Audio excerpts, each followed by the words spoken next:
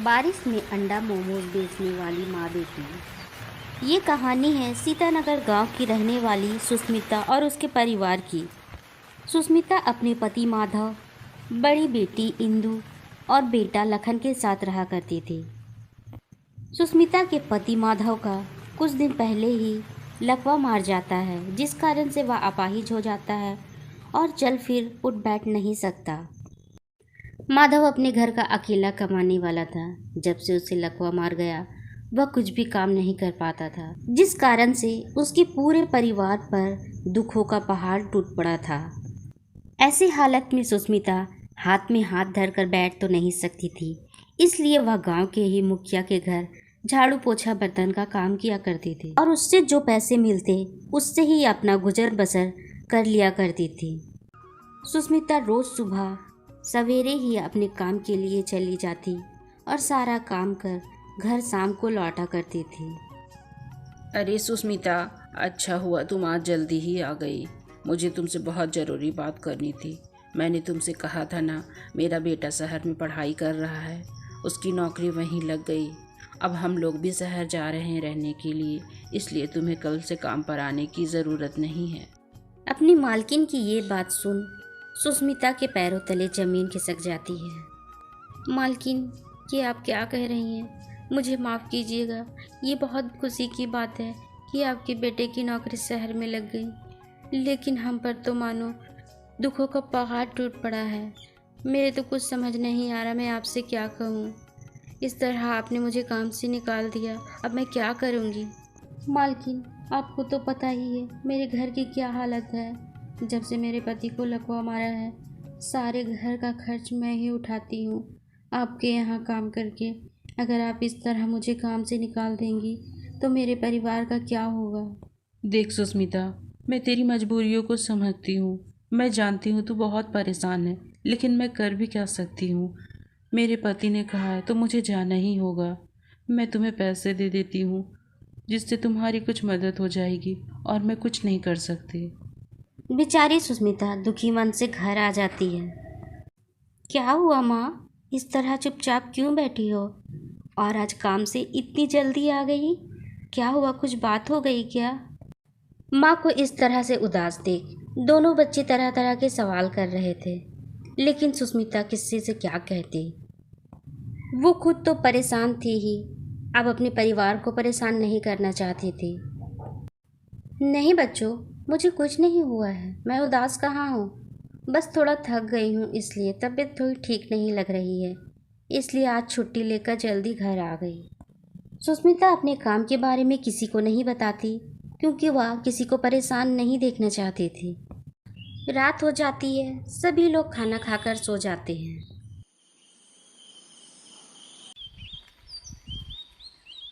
अगली सुबह सवेरे ही सुस्मिता अपने घर के बाहर आंगन में बैठी होती है, क्योंकि सुस्मिता को अपनी परेशानी के कारण नींद ही कहाँ आ रही थी।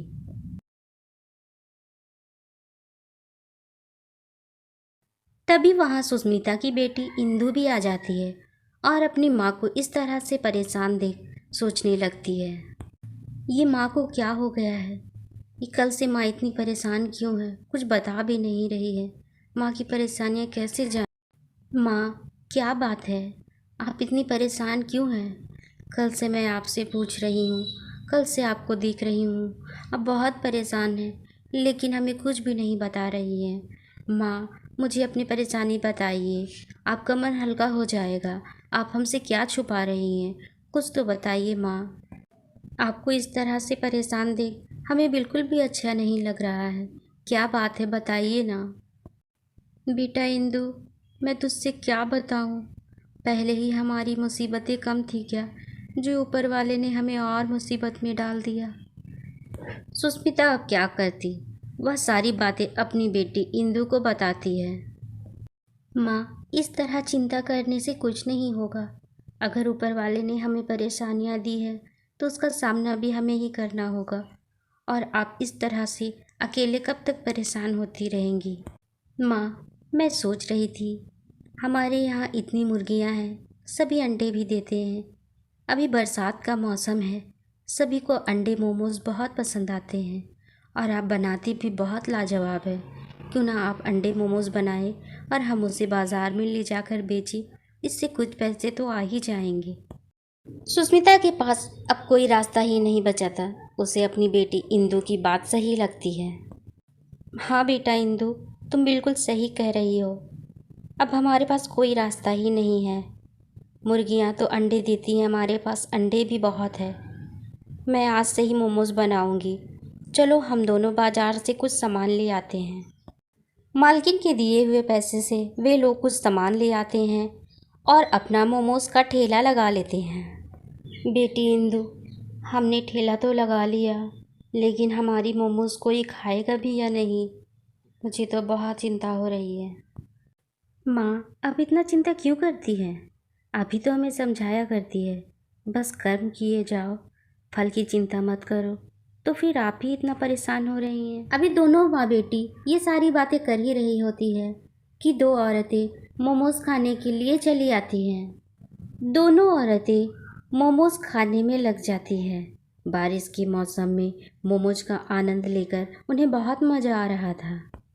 अरे चेतना, ये मोमोज़ अंडे तो बहुत टेस्टी है। इससे पहले तो मैंने इतना टेस्टी मोमोज़ कभी भी नहीं खाया है। तुम क्या कहती हो?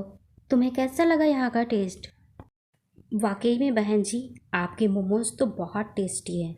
हमें तो बहुत अच्छे लगे। कैसे बना लेती हैं आप इतना टेस्टी मोमोज़? और हमने इससे पहले आपको पहले नहीं देखा। आप पहले कहाँ ठेला लगाती थी? हाँ बहन जी, इतना टेस्टी मोमोज़ तो हमने पहली बार ही खाया है। इससे पहले भी हम मोमोज़ खाते थे, लेकिन इतना स्वादिष्ट तो हमने कभी भी नहीं खाया। अब तो हम यहीं से ही रोज़ खाया करेंगे। दोनों औरतों से मोमोज़ की तारीफ सुन सुस्मिता बहुत ही खुश हो जाती है। आप लोगों का बहुत बहुत शुक्रिया कि आप लोगों ने हमारे मोमोज़ को पसंद किया। वैसे मैंने पहली बार ठेला लगाया है, इससे पहले मैं ठेला नहीं लगाया करती थी। आप लोगों को मेरे बनाए हुए मोमोज़ पसंद आए, ये हमारे लिए बहुत सौभाग्य की बात है। इसके बाद भी आप लोग सेवा का मौका ज़रूर दीजिएगा। जो सुस्मिता बहुत परेशान थी, अब उसमें थोड़ी हिम्मत आ गई थी। सुबह से शाम हो गए थे, लेकिन अब उन दोनों के पास कोई भी ग्राहक नहीं आ रहा था, जिस कारण से दोनों माँ बेटी बहुत चिंतित थे। और जो भी बचे हुए मोमोज़ थे, उन्हें लेकर वे दोनों घर चले आते हैं। अरे वाह मम्मी, क्या बात है। आपने तो अंडा मोमोज वाकई में बहुत टेस्टी बनाया है। मैं तो जितना खा रहा हूँ मेरा मन ही नहीं भर रहा है। देख लीजिएगा, कल से आपके एक भी मोमोज नहीं बचेंगे। हाँ मम्मी, लखन बिल्कुल सही कह रहा है। मोमोज वाकई में बहुत टेस्टी बने हैं। देख लेना, कल से इतने ग्राहक आएंगे कि मोमोज कम पड़ जाएंगे। अभी लोगों को पता नहीं है ना हम मोमोज बेचते हैं। एक बार खाएंगे तो बार बार खाने के लिए आएंगे। बस आप चिंता मत करो। हाँ मेरे बच्चों, ऐसा ही हो। तुम लोगों की बातें सच हो जाए और हमारी दुकान में ग्राहक आने लगे, ताकि मैं अच्छे से तुम लोगों की परवरिश कर सकूं और तुम्हारे पिताजी का इलाज भी करवा लूं। बस इतना ही तो चाहती हूँ। अगले दिन दोनों माँ बेटी फिर से अपना मोमोज़ का ठेला लगाती है और ग्राहक का इंतज़ार करने लगती है। थोड़ी ही देर में वे दोनों औरतें भी आ जाती है और मोमोज़ खाती है। वे लोगों उन्हें बताती है कि हम कॉलेज की प्रोफेसर हैं और हमारे साथी और भी आ रहे हैं जो आपका मोमोज़ खाएंगे। थोड़ी ही देर में वहाँ ग्राहकों की लाइन लग जाती है। सारे प्रोफेसर वहाँ खाने के लिए आते हैं, क्योंकि पास में ही कॉलेज था। सभी को वहाँ का मोमोज़ बहुत पसंद आता है। अब रोज़ इसी तरह भीड़ लगने लगी थी। अब सुस्मिता रोज़ मोमोज़ बनाकर लाया करती और सारे मोमोज़ ख़त्म हो जाया करते थे। लोगों को उनके बनाए हुए मोमोज़ बहुत पसंद आते थे। अब इसी तरह सुस्मिता के ढेर सारे ग्राहक बन जाते। अब सुस्मिता और भी ज़्यादा मोमोज़ बनाया करती और लोगों को मन से खिलाया करती। अब इसी तरह सुस्मिता की सारी मुश्किलें धीरे धीरे दूर होने लगी थी। अब वह अपने पति का इलाज भी करवा रही थी और घर भी अच्छे से चल रहा था।